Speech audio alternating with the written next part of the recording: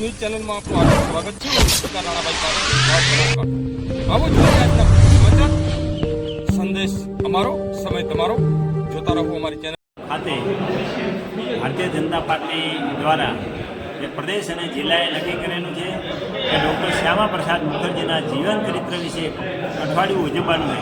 એ નિમિત્તે વાવ માર્કેટયાર્ડ ખાતે બધા કાર્યકર્તાઓને સાથે બોલાવી અને ડૉક્ટર શ્યામા પ્રસાદ મુખર્જીના જીવન ચરિત્રની વાત મૂકી અને શ્યામા પ્રસાદ મુખર્જીએ જે રીતે એમણે દેશ માટે એમનું બલિદાન થયું છે એવું યાદ કરી અને બધા કાર્યકર્તાઓએ હર્ષ ઉલ્લાસથી ભાગ લીધો. એ બદલ ભારતીય જનતા પાર્ટી વાવનો ખૂબ ખૂબ આભાર માનું છું. ભારત માતા કી જય, વંદે માતરમ.